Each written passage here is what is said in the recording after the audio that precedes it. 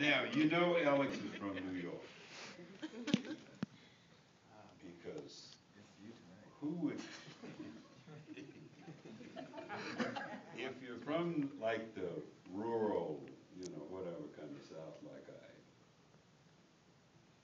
everybody would know that name, Fortune, didn't come from somebody down.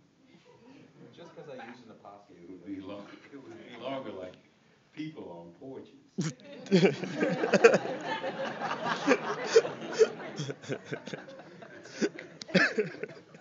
Would kind of give you a clue as to what it was. Nobody would know what fortune is. Some people might think you being obscene.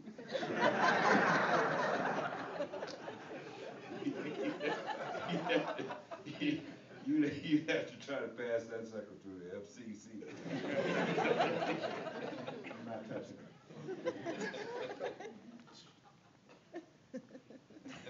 All right, next question, right over here. I just wanted to say that I adore you. I'm also from the South, and I'm just curious.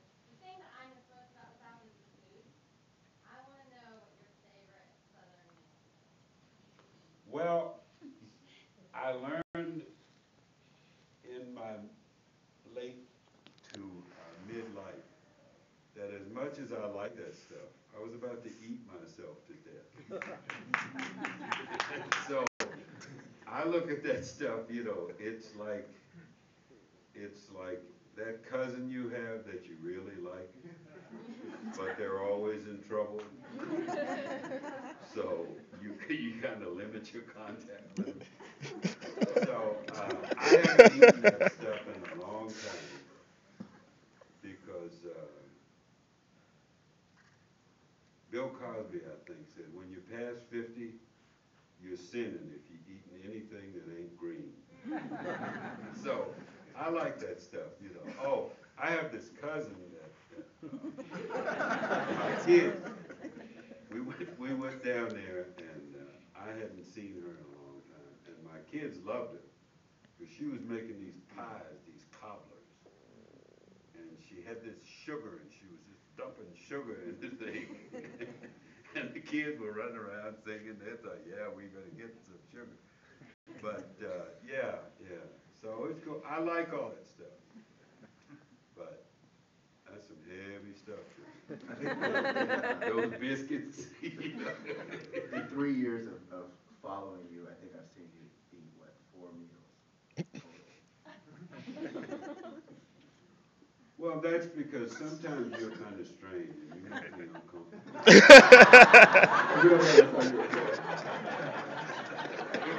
We did order barbecue at Jackson's house, and you ate a lot of barbecue because it was there in front of you. That was the only time I actually saw you eat anything other than the house salad while we all ate.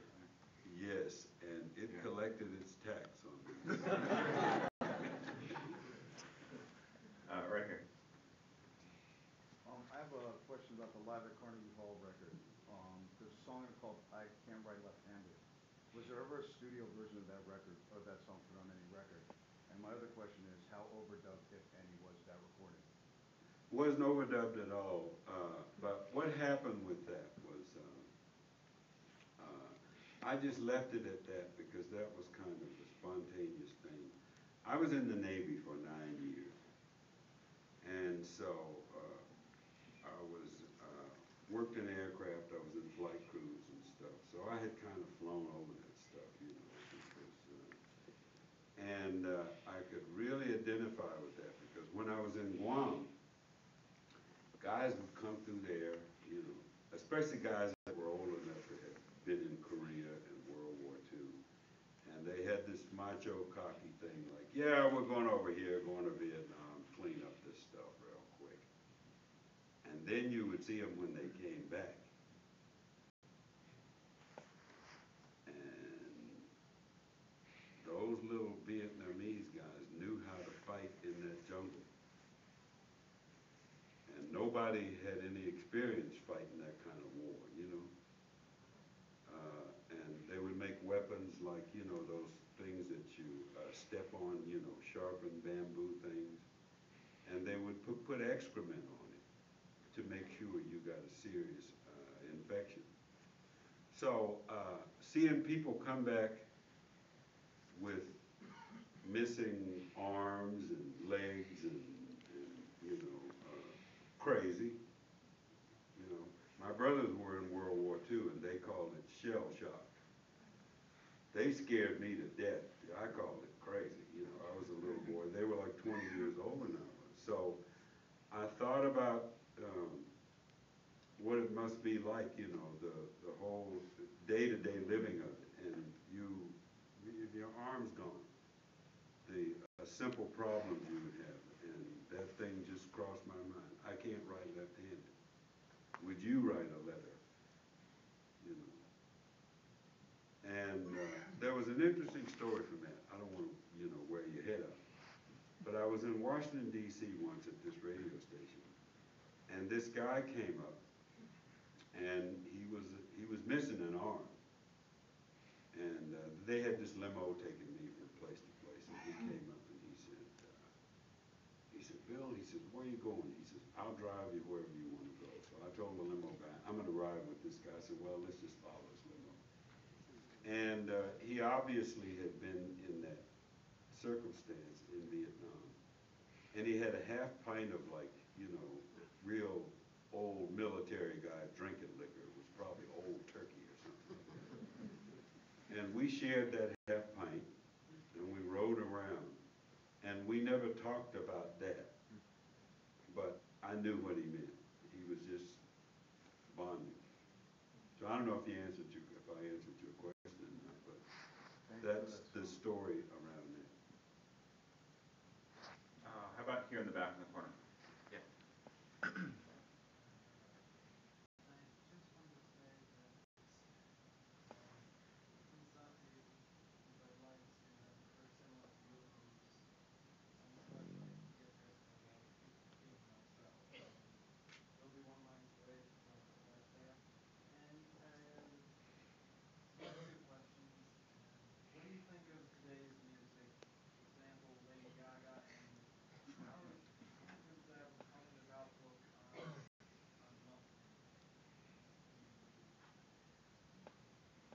That was fun. I'm glad you asked that question. Because I haven't had a night on this trip booked with me where somebody didn't ask me about Lady Gaga. So I was afraid I was going to have a night without the Lady Gaga question. And if you really look at me, I'm in my 70s. And I'm like, you know, probably like your grandmother, maybe your great-grandmother, because you're kind of young. And so people of my generation, you know, I was laughing the other night. I thought, like, yeah.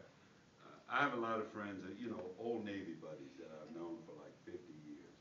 The diehard guys that stayed in there, you know, until they kicked them out. And I thought, like, boy, that would be cool. You know, look at one of my buddies. Hey, Jake, man, have you been checking out Lady Gaga? Was that stripper in the Philippines? So as much as I would like to, I have to plead the fifth because I'm a senior now. So a lot of the stuff that I should know about, I probably don't, because I'll tell you what I can do. If you challenge me on details of Judge Judy episodes, I can hang with you. So I'm probably like your grandfather. I drive around in the car yelling back at the guys on talk radio. But, you know, I wish you well, and pursue your stuff, and do it now, because I guarantee you, when you get my age, you look for simpler pleasures. And now that I've been made aware, I'm going to find out who this Lady Gaga is. She must be happy. Thank you, bud.